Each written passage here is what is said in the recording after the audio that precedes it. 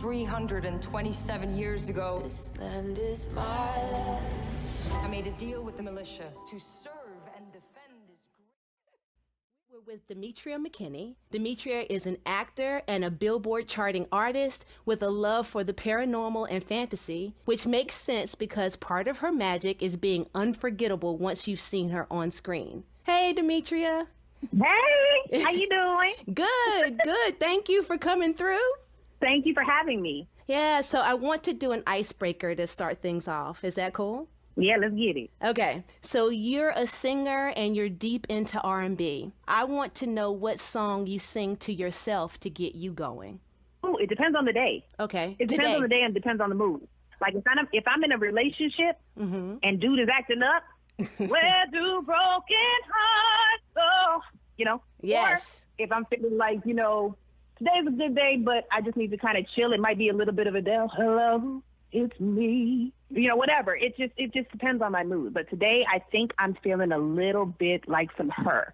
Ooh. Her whole first project, Her. Oh, I'm loving it. And I love that little bit of Whitney Houston, too, because you played Whitney.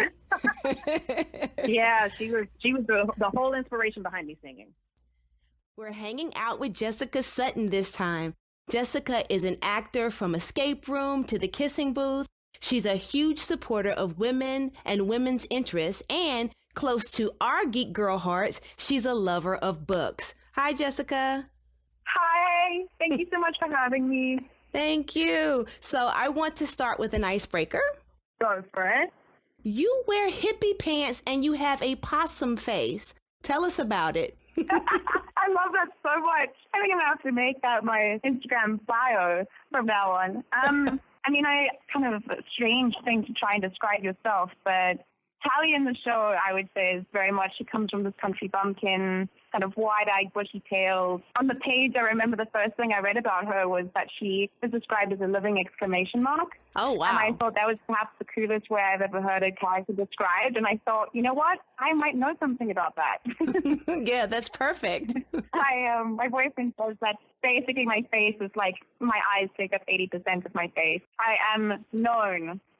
The girls can tell you as much. Taylor and Ashley know about my hippie pants. They're famous. I wore them pretty much every day on set when I wasn't in costume. And they're just super comfortable, and I'm all about that comfort. All right, that's very cool.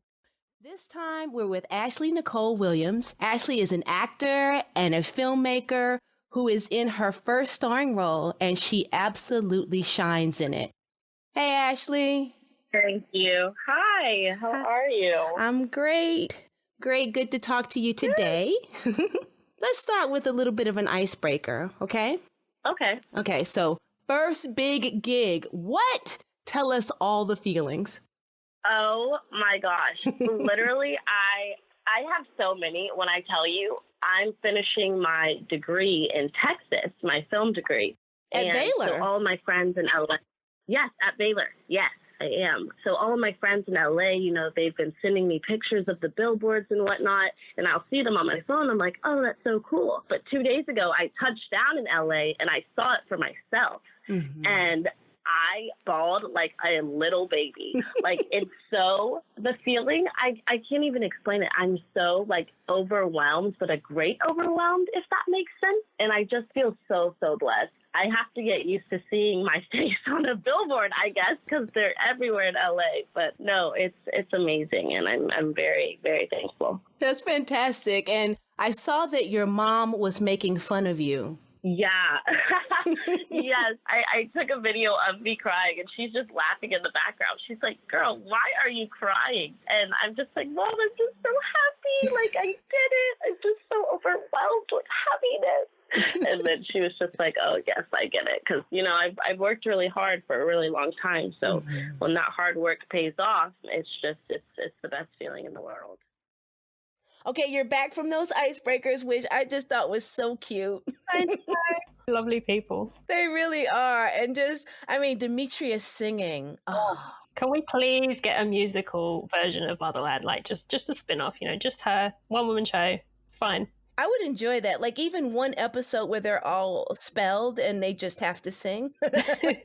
Let's not even talk too much more. I'm excited for you guys to see the show. I really got into it. So I'm excited for you to see it. So I think, Alex, we should just go straight into that Taylor Hickson interview, yeah? Hell yeah, let's go for it.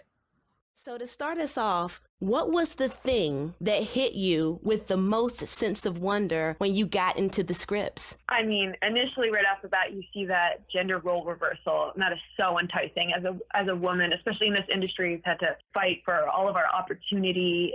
So having this opportunity presented to us, these strong characters without them being, just a wife or the sister, you see roles that are just sort of afterthoughts or secondhand. And so to have all of these women driving the show, driving the plot is phenomenal. And to have all this come from the mind of a man, to me, that just shows massive shifts are coming and changing. We're opening up these really important conversations. You're seeing that in the communities and in the media. And this show tackles so much that I've got to say I wasn't even ready for it, but it's so important. Yeah, me too. And just as a sidebar, you can really tell how much Elliot Lawrence loves women. It's in Claws, it's in Motherland. Just so much respect for him creatively and just for everything he stands for and his mindset and idealisms. He's just a phenomenal person. He's a superstar. Yeah, and I wasn't prepared for how brutal this world is. The magical acts of terrorism perpetrated by the Spree, and their magic system is pretty scary, and I haven't been that frightened of a balloon since It.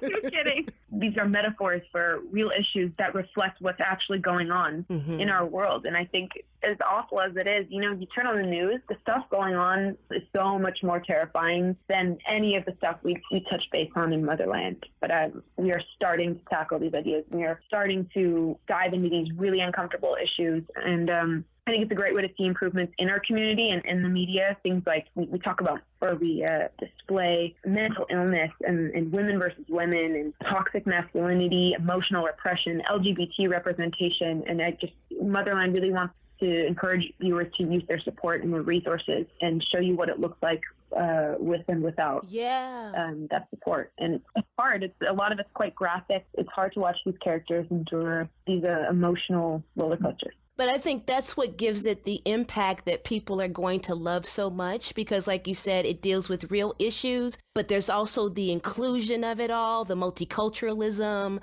Mm-hmm. What I think Motherland actually does so well is, this is something we've talked about many times. I think Demetria actually mentioned it first, is as long as we keep pointing out differences, there will always be differences. And, our show is massively diverse, but there's no mention of it. There's no mention of skin color or sexual orientation or gender orientation. It is what it is. And I thought that was something so beautiful and so subtle. And I didn't actually notice it until we were done shooting and I got to see some of the finished project. I just thought that was something so beautiful that they included. And, the only segregation you see is really between civilians and people that do work or witches, which is, again, another metaphor for a lot of the segregation. Whatever your race, religion, orientation is, very representative of that. Yeah, that really stood out and struck me as well. It does a lot of the things that I hope for in a television show, but don't get that often. Yeah. And this alternate history America that turns America into a matriarchal system. Our military is comprised of witches. There's a lot of magical and pagan-inspired culture. Was there any difficulty for you in immersing yourself into it? I mean, in terms of Wiccan culture, I think that's another thing the show's doing impeccably. You see so much demonizing of Wiccan culture, and it's not what it stands for. I think it's so misunderstood, and I've always been fascinated in it, and I've done my own home practices, like saging, and I collect crystals, or I hang flowers, and I read tarot, and I'm very much into astrology, and all those things you see very much incorporated within the Wiccan community. Yeah. But I think it really sheds light on what it actually does stand for, like divinity and light and supporting each other, and very big on feminism, actually, and the strength of a woman. So diving into these and sort of incorporating them into modern day issues and history, it was like made this beautiful, crazy love child that we're so happy to bring out in the world. Yeah, and Raelle is almost like a hedge witch, which I thought was cool. Yeah, she's a healer, which is really, really fun to play with and sort of get into the incantations and chants. And we definitely visited a lot of stores to sort of get witchy.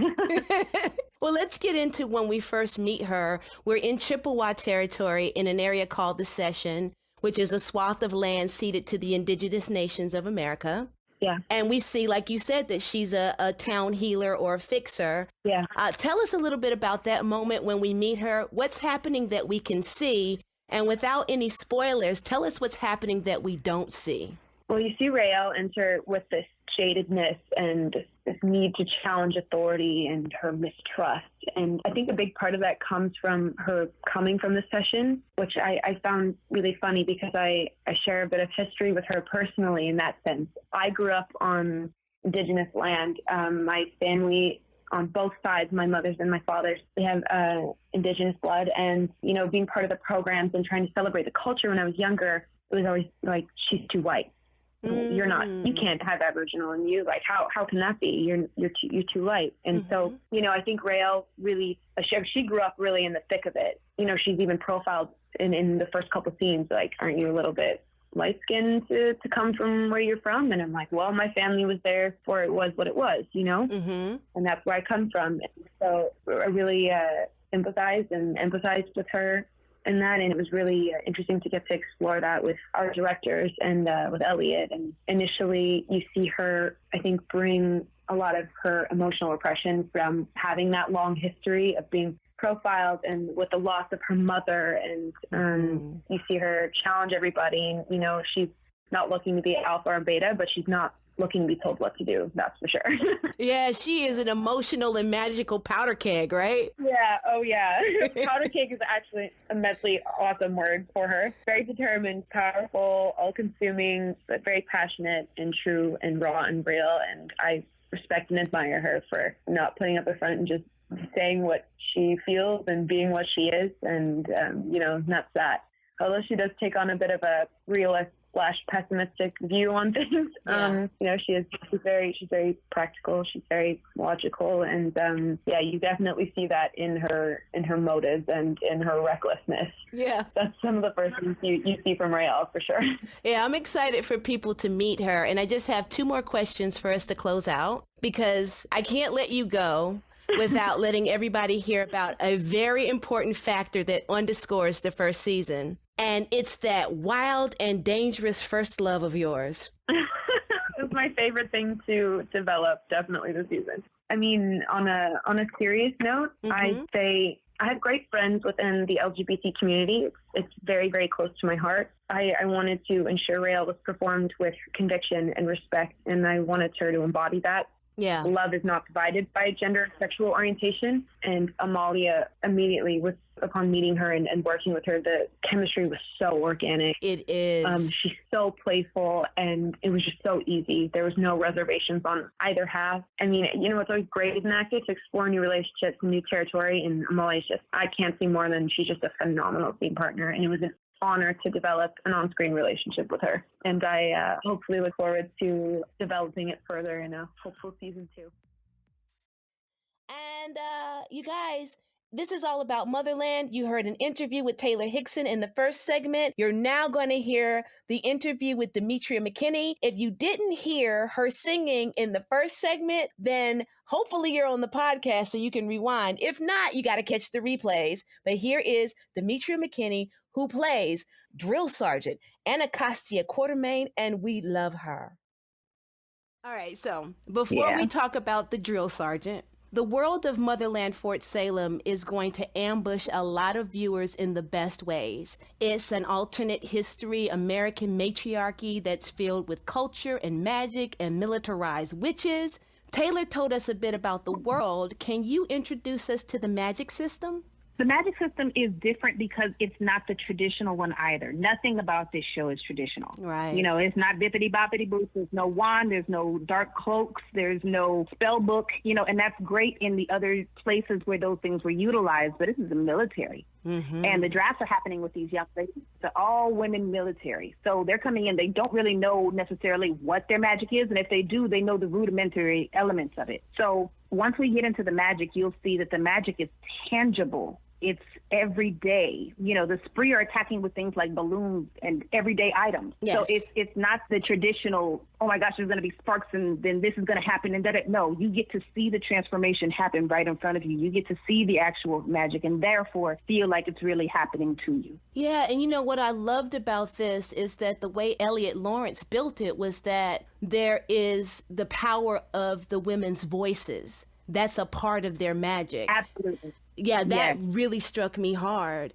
Another thing that connected with me was a quote that I pulled from you, and you said that getting to show all these multicultural women empowering themselves by way of combat, by way of magic, by way of sex, all these different things we take for granted as part of our magical power and prowess. I wondered if you can get into that more, because I loved it.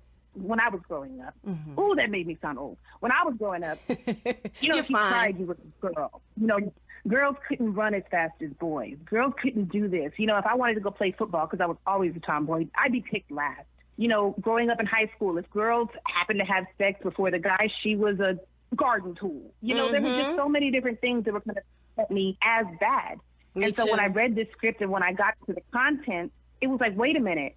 She cried and her tears turned into this. Yeah. Oh, she voiced her opinion. She voiced her opinion through a song, and it literally changed the weather. Yes. She had sex, and it empowered her. It made her able to go and fight stronger. You know, all of those different things that they took from us being women or being girls or being feminine were kind of flipped on its head to be something strong, to be part of our power, to be utilized in a way that made women and womanhood beautiful and made us able to really conquer and take over while still bringing everybody else with us. We're not just sitting here like, you know, we're woman, hear us roar, and all of y'all sit down. We're woman, hear us roar, we love you, we're protecting you, but now you get to help us this way. It's really a give and take between everybody. And I just think that once we get to the point of saying, you know, those things that we thought were our vulnerabilities are now our strengths, we've gotten to a whole different level. That's the beauty of this series. That also has a lot to do with your character. So let's talk about Drill Sergeant Anacostia Quartermain. She's a warrior. Oh, my God. Yes, she's astute, compassionate, and mysterious. That well runs deep, huh? Oh, yeah. You don't know. We haven't really revealed the depth of Anacostia. I think that she has intentionally been surfaced. I think that she does that because not only to protect herself, but to protect these young girls. You know, she's responsible for getting them prepared for womanhood and war and wisdom and witchcraft. So there's a lot on the line. There's lives at stake, even outside of them. We're protecting the country. And there's a whole other entity of witchhood called the Spree that is leading a lot of the attacks outside of the traditional wars. So she's not overtly emotional, but she loves them a different way. And I think it's a really intricate beauty to how she does it. Now, there's levels to it. You know, she definitely has her weaknesses and she has her points where the joints become a little bit softer for other people. But as a whole, she ain't nothing to be played with. At all. At all. Neither At who all. she is nor the hair game, because it is outstanding, Soldier. The hair game, loved it. But, you know, I want to get more into her relationships in a second, but I want to talk about everything you said, because when we're introduced to Anacostia, it's in classic military movie style, like it's first day of boot camp type of thing. But as we get to know her, we can tell there's so much more happening beneath her surface. Tell us in that first meeting what we can see in that scene and also what's happening that you can share that we don't see. And that first scene, you don't even see her face. You don't see if she's beautiful. You don't see if she's witch, quote unquote, looking. You don't see anything other than her prowess. You see her power. You see her strength. You see her assertiveness. You see her loyalty. You see her commitment. And Absolutely. those are the very first things you see, because you don't see my face. Right, you're just like kind of in profile. Yeah, we're looking up at you. Not even that. It's the back of my head. Mm-hmm. It's literally the back. You're looking at my natural hair. I just thought that was such an amazing, amazing introduction, because anything you thought you knew about what this character was going to be, you have to hold your breath and really kind of watch, and you have no choice but to pay attention. Now, as she develops and as the story goes on, yes, she's still a tough as nails kind of girl. She plays no games. She does not care about feelings if it will save your life, but she loves you. Yes. And I think that that's the balance that happens with her. Now, as the season progresses, you know, there are some things that she kind of goes through that were unexpected. Some things transpire that make her have to kind of second guess some of the moves she's made. And she really starts to realize, you know what, I may be tough as nails, but I really still don't know it all, even though I learned from the best. I learned from General Alder, but I still don't know everything. And that makes her go on a personal growth search as well. Oh, I'm looking forward to that because I've only seen up to episode 6. Yeah, I know. I can tell. Oh my gosh, I love this show. So me too. I was really surprised by it. The beauty of it, the brutality of it, the terrorism from the spree, and the way that you guys deal with that, and the way that the spree's magic differs from our military's magic. Yes. But it's about the voice, it's about the air. Oh, Demetria. Yes. That's what I'm saying. Everybody's like, well, what can we expect? You can't expect this. There's no way. Even in reading the script, I couldn't expect it. You know, actually seeing it come to life and seeing the progression of everything, it's incredible. It really is. And even the CG, I mean, you can tell so much time and care was put into the graphics so that the magic felt real and grounded. And that's something I love about this, because I love my other witches, but this has given me something else entirely. And I want to get back to what you said about her relationships, because Anacostia is clearly invested in the bellwether unit among all of her units. You know, you have the 3-person units, and that consists of Abigail, Raelle, and Tally, but she seems to have a special connection to Raelle. Can you talk about that, or is it classified? What can you say? I like that. I can talk a little bit about it. I think that, you know, like I said, she's kind of been there, done that, seen everybody go through their transitions into war. But when this unit comes together, Anacostia sees different bits of herself within each person and understands that all of those things that they represent made her who she is. You know how somebody can say, you know, I see your mama in you. Yes. It's kind of that. Those things that made me grow into what I was were things that maybe weren't seen for a really long time, especially with Raelle. Raelle is the rebel. She really gives zero damns about what y'all talking about. Like, I could be healing people. My mom died from this crap. Why am I here? Okay, you know what? I'm just going to go and die so that you guys' cause can be fulfilled. That rawness is what draws Anacostia, because she grew up in war. She grew up seeing all of this. So there had to be that moment where she was questioning, you know, why do we have to do this? What about these people who are still left behind after these people are passed on? What have I lost? How did I become a fosterling? How did I get to the point of being adopted by General Alder? Yes. You know, so once these girls come together and their powers combine, Power of 3. To see some incredible things. Yes. The power of 3. You know, it's like, it's just a really, really cool transition from every day, let's do the drill, to there's this spark. And it's the smallest recruit numbers we've had. So we need that. We need to harness that. We need them to figure out what that looks like. And I think Anacostia, before everybody else realizes that their power comes in being united. I can totally see that. It's so dope. It really is. It really is. You've got the rebel, you've got the leader, you've got the one who feels. Like, you know, you need all of these things to be an effective warrior. And they really embody that perfectly. They do. They really bring it together. It reminds me of one of my favorite animes, which is Naruto. Yes, it's very much like that unit, and it makes your character, Anacostia, very much like a Kakashi sensei, which is one of my favorite characters of all time. So, yeah, it's just, it really pulls you in, and you're feeling this journey, you're feeling this sisterhood and friendship develop, but then you've got all of the intrigue and the machinations and the dark side and the twistiness. It's just excellent. I got so into it. And the magic, y'all, I cannot stress to y'all how intricate this magic is in its simplicity. Yes. Like, you know how, you know how with Dragon Ball Z? Yes. When he's about to do a Kamehameha, yes, you know what's coming. When you start to hear Seed Sound 47, you're going to know, oh, that's going to do this. Mm-hmm. And it's going to feel like you're actually in the battles with us. Like, it's just a really, really, all of the things that you're talking about, you know your stuff. You know your stuff. It's so true. And that's what makes this so different. You're involved even as they're learning. Yes. And it's just a different way. It's such a different approach.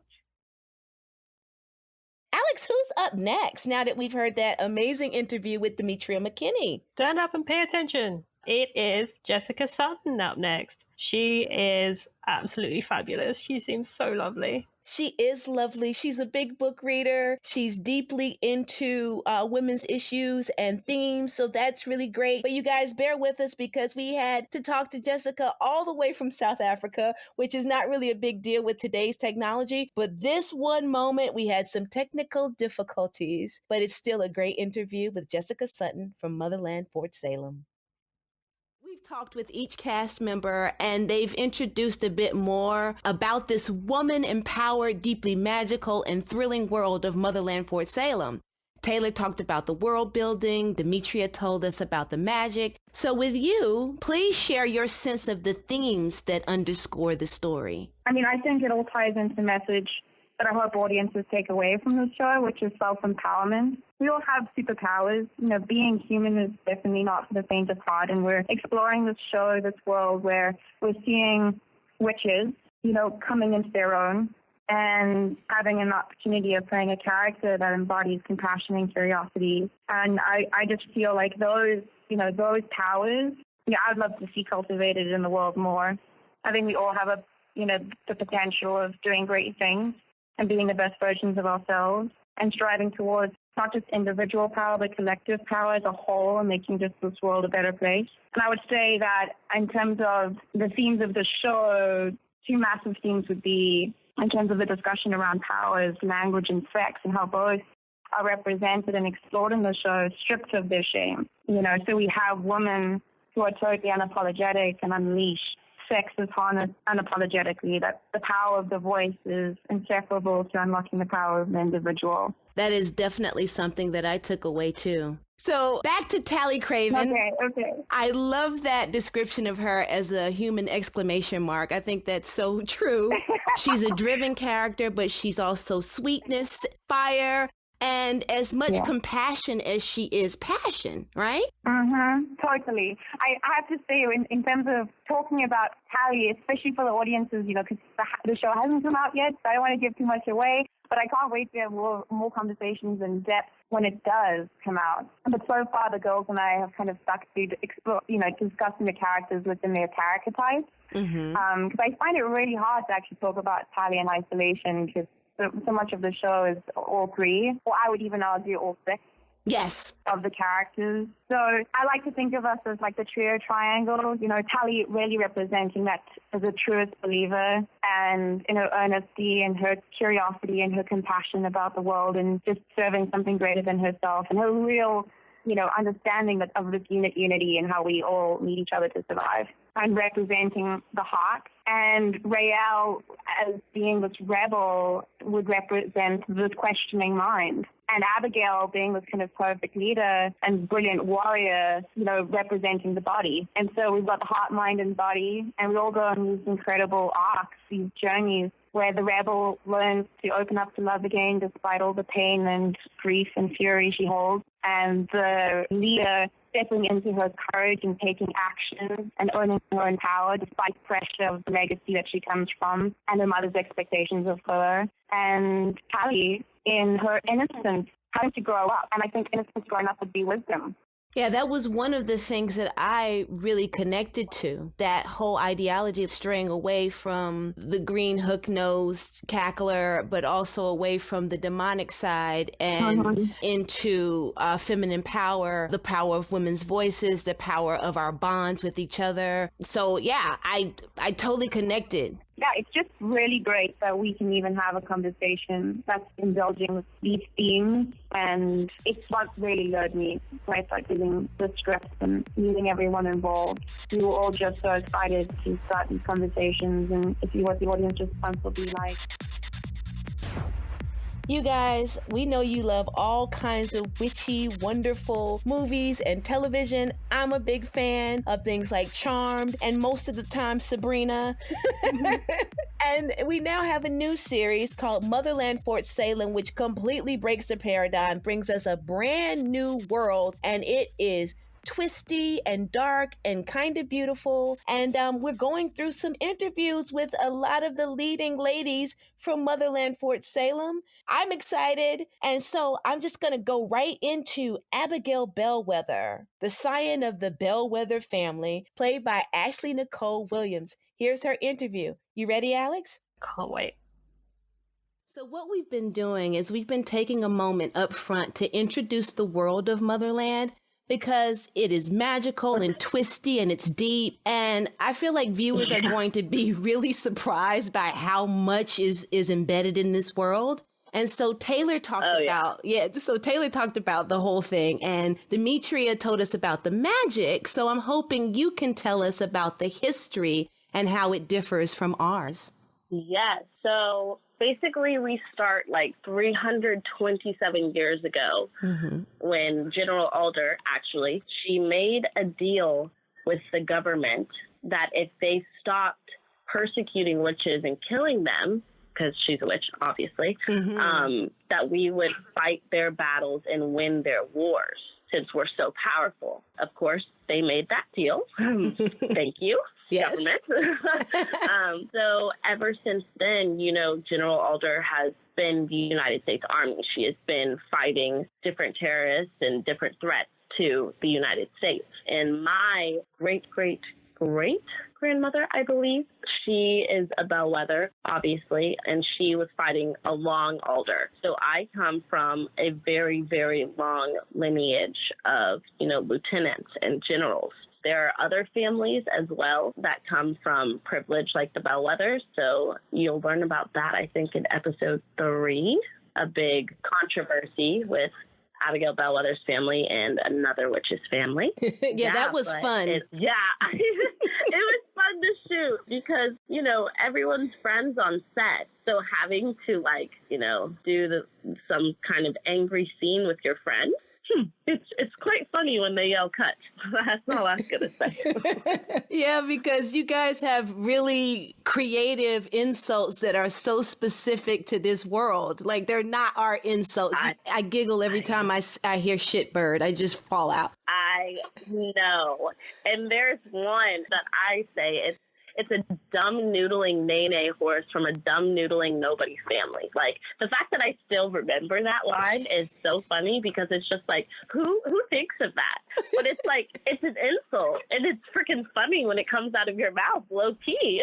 Yes, it works so well. Yes, I know. So my description of Abigail Bellwether kind of matches yours. I said she's a scion of a long line of famous witches, but in her own right, she's a magnolia with razor-edged petals. Oh my gosh, that's freaking awesome. That's kick-ass. I'll send it to you. I love that. Please, a magnolia. Oh my gosh. Yeah, she has that classic, you know, like old money Southern belle vibe, but then she's such a warrior. You know, so that's why I said the razor edge petals, you know, like it's that combination of who she is. Yeah? Yep, I agree completely.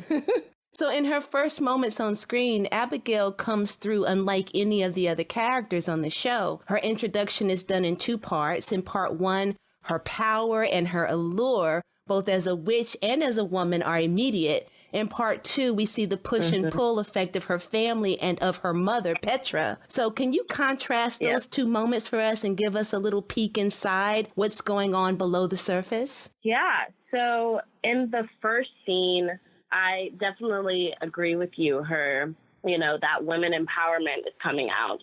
She's empowered. She's empowered herself because of, you know, how she was raised and how she was brought up. So around other people, she puts that off. She puts it off like, oh, yes, I'm the queen. I'm the best. Blah, blah, blah. No, she does. And, you know, she's able to do things with her voice. As you see in the first scene, I magically make the boy go away. Paul, go away is such a strong word. Oops. Yes, you enthrall him. Yes, I enthrall him. I drag him in and then push him away very, very nicely. You do, though. No, it's lovely. Thank you, darling. No, but then when you meet with my mom, you know, we're sitting there and we're talking about, you know, how I just did that to a civilian, and she's relating to me, and then it immediately goes deep, like, you're not going to disappoint this family. And I think that's the thing that drives Abigail the most in our show, is because she knows she can't be the first bellwether to fail. Everyone has made it through war college. Everyone has been a high power in the military. And if she fails, then she fails her family and she fails herself. There's definitely a lot of pressure on her shoulders. And I think that also stimulates her insecurities, that makes her project that alpha queen bee on Raelle and Tally. And she definitely just has to realize that, you know, there's no I in team, and you have to work together to get to where you want to be ultimately. So that's one of her biggest learning lessons. Yeah, you know, kind of springboarding off of that, because you are a unit and your family is the most famous, so it's called the Bellwether Unit. In one of the promos, there's a line. It says, one to lead, one to heal, one to see. And that's the Bellwether Unit. Can you break down for us what that means from Tally to Raelle and finally for Abigail? Yes. So for Tally, one to see, Tally's a very, very powerful witch. She doesn't know it yet in the beginning. She has these feelings that no one else can feel, I guess. I call them feelings, but you'll see, I think it's the 3rd episode. We're doing scry training, and it's to help you, you know, see what's behind a barrel or something like that. And she names all of the flags. You know, she shows off a little bit. Yeah. Yeah. And it's like, what the heck, girl? Like, how the heck did you just do that? She's a knower, so she knows things, she sees things, and I don't want to give too much away, but throughout the season, we'll definitely need that. And you'll definitely see that. Yeah, and Raelle, she's one to heal. So her mom was a healer in the military. Right off the bat, I think it's in her introduction scene, she heals a civilian and she takes on her illness. So her mom taught her, you know, some things of healing, and that goes a long way throughout the season because she heals some crazy stuff and some stuff goes down. I'm trying so hard not to give things away. This is so hard. I know. But you're doing great. You got it. It's so hard. Thank you. I appreciate it. And then Abigail, of course, one to lead. She was made to be a leader, obviously, because she is a bellwether. So that's how she was brought up. But I think the true definition of a leader is, you know, working together with others and not just being like a stuck-up brat, honestly, because she has a very big ego. Being a leader is kind of pushing that ego aside and putting others first, I believe, instead of herself. And that's the biggest thing that she'll need to learn in order to become that leader that she wants to be. That makes us the unit, a leader, a knower/seer, and a healer. It's a kick-ass unit, if I do say so myself. I enjoyed it. I thought you guys were pretty great, too. Thank you. Abigail definitely has a military vibe, even in the cadence she speaks in. Where did you pull that from? I think just myself. All right. Abigail and I definitely have a lot of similarities other than the very big, you know, queen bee meaning a different word at times that I'm not going to say right now. But other than that aspect. So I kind of pulled it from myself. That's initially what drew me to the character, is because we were so similar. I thought it would be freaking cool as heck to be able to, you know, pull different characteristics from myself and bring it to life in a character. And while Abigail was learning things throughout filming the season, Ashley was learning things about herself as well. Oh, wow. So, yeah. What did you learn? So it was cool. I just learned that because Abigail has a lot of pressure on her. You know, you see that it kind of comes from her mom and her name and things of that nature, but she puts pressure on herself, and I do that as well. Mm-hmm. I'm a perfectionist, so I have to be, like, the best. And she's like, oh, I have to be the best or else I'm going to fail. And that's similar to, like, my thinking. And so, you know, in those times, you kind of just have to, like, take a step back and breathe and just be like, hey, it's all a process. You're going to get through it. Like, even booking this in Hollywood, there are so many no's and so many rejections. And sometimes, you know, if you don't have a thick enough skin, that can get you down a lot. But there are only so many no's before you get a yes. And this was my yes. So yeah. Yeah, and I think this is a great yes to get because it matches and you've talked about female empowerment a lot, so I know that's important to you. So this is a great yes. And one of the things I loved most about Abigail is her sex positivity and her freedom. It's really good to see that in a character. And it's also great that she's so buttoned up in every other aspect of her life, but when it comes to pleasure, she's not afraid of what she wants. She has no fear in that at all. No shame is actually what Abigail says. Yes. In one of the episodes. She's very sexually free and, pardon me, is not afraid to show that, which I think is amazing because, you know, in our society, we're put in a little box that we can't, you know, show so much, or if we do things that way like a man would, then it's bad and we're shamed. But yeah. I think it's great to see on our show that it's okay to be who you are and it's okay to do things that some people might not accept and, you know, not feel bad about it. And that's definitely where Abigail stands with that. That was Ashley Nicole Williams, Motherland Fort Salem, premiering tomorrow night, March 18th at 9 p.m. on Freeform. And now we're going to leave you guys with teasers from each of the 4 actors talking about Motherland and what they're excited for you to see. Alex, what do I always say? Get into it. To get our listeners excited, but without getting either one of us in any trouble, can you tease a moment in the series that you cannot wait for people to see? Oh, man. I mean, finale, obviously. That blew my mind. I think I screamed while reading the script. I was like, no way! I really couldn't believe it, but any of the Easter eggs that are dropped that sort of point you in any direction, don't trust them. They're misleading. Elliot really threw me for a loop. All the writers really threw us for a loop. It's an incredibly engaging, quick-paced watch, and you'll be on the edge of your seat. But also, I think oohing and ahhing over some of the, you know, you'll get caught up in the love stories and then in the grief, and you'll be angry with them. You'll cry with them. They did such a great job. You know, all of our editors, and the soundtrack's phenomenal. But yeah, I'd say probably the finale and just some of the parts of Raelle and Phil's relationship. And I'd say even with Raelle and Tally's relationships, for me, that was speaking first-handedly as I got to experience these. So that's probably what I'm most excited for. There's a moment after episode 6. Oh, no. Had to get you too. You can't be all behind the velvet rope. I know. I'm all secret agent in here. Right. There's a moment after episode 6 that makes everybody have to stop and take notice. Oh. Us included. Okay. It makes everybody have a different level of fear. It makes everybody have to figure out how to come together. We thought it was dead. We thought it was dead, y'all. Uh-oh. That's all I can say. Oh, okay. You did it. Mm-hmm. You teased me.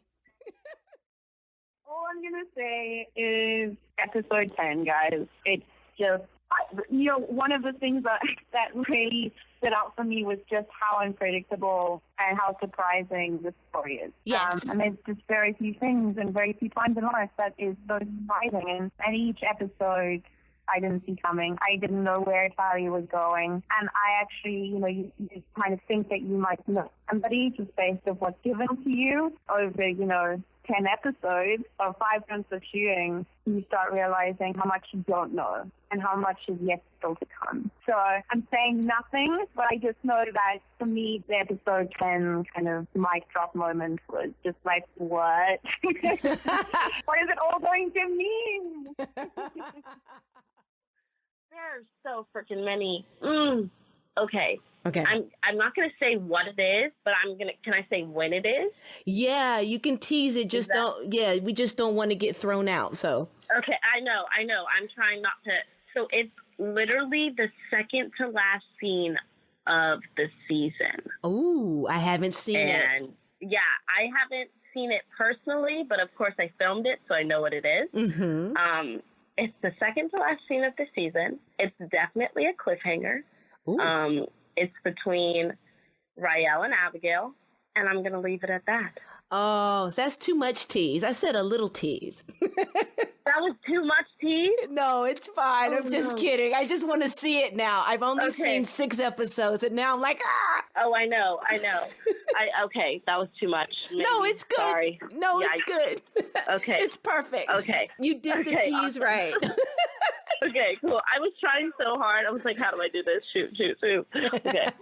Yeah, that's definitely, I think it's my favorite scene of the whole season.